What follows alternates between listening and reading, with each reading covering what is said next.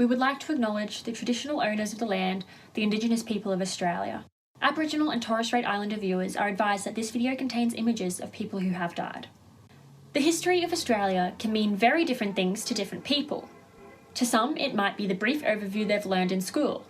To others, it might mean the knowledge and stories of the people and land handed down through generations. However, the true history of Australia and how its Indigenous people fit into the story has become more and more recognised as time has gone on.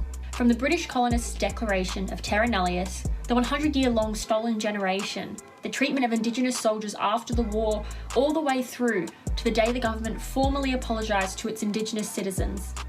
These hardships and how they've been overcome are now in the history books, but are they really public knowledge? You've likely heard the names and read the headlines, but do you really know the people or understand the gravity of their achievements? Could you tell me even a quarter as much about our most famous Indigenous figures as you could about a Kardashian? Eddie Mabo is a prime example of this fact, having undoubtedly been talked about in school, but rarely more.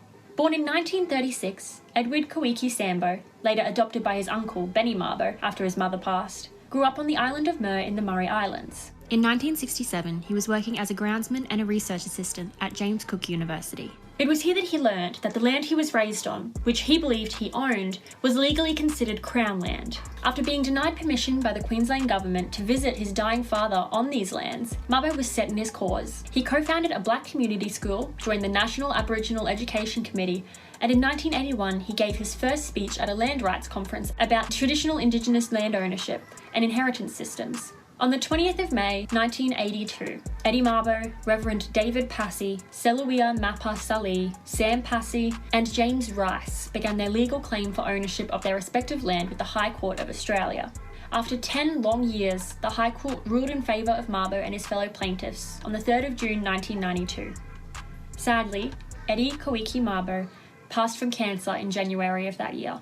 However, the ruling in the Mabo case changed land rights for all of Australia, replacing the doctrine of terra nullius.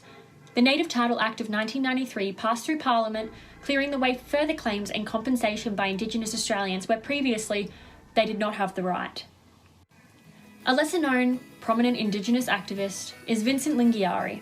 Vincent was born in Victoria River Gorge, Northern Territory in 1919. He began his working life with his mother and father on a Vesti-owned cattle station called Wave Hill. While working here, he received no formal education, and by age 12 he was completely absorbed into the station work at the stock camps. On the 23rd of August 1966, Lingiari led 200 of his people, employees of Wave Hill Station and their families, on a walk-off. They were tired of being treated like animals and demanded they receive more rations, better pay and the protection of Aboriginal women.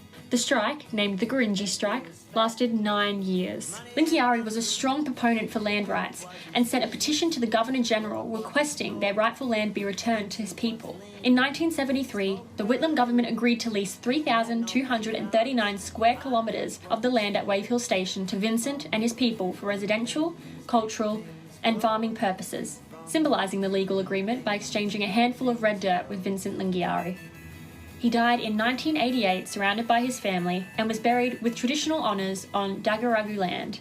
After his death, the Lingiari Foundation was created in 2001 to help promote and support Indigenous rights and reconciliation. A Northern Territory federal electorate is named after Vincent, and a memorial was erected in 2004 in Reconciliation Place, Canberra, to pay tribute to his great strides towards Indigenous equality. Eddie Mabo and Vincent Lingiari are just two of the many Indigenous people who have spent their lives fighting for equality and justice for Indigenous Australians. There are countless Indigenous people who are fighting for this cause because there is still a large divide between white and Indigenous Australia. Indigenous culture is something that is not included in mainstream media and TV very often.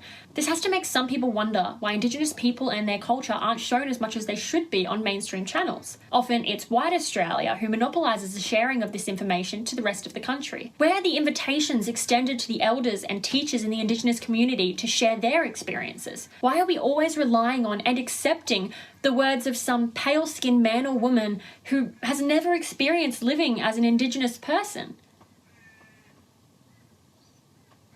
Is that okay? How could that be so widely accepted? Thanks for tuning into 5 Minutes. Please join us next week for a non-Jewish perspective into the Holocaust.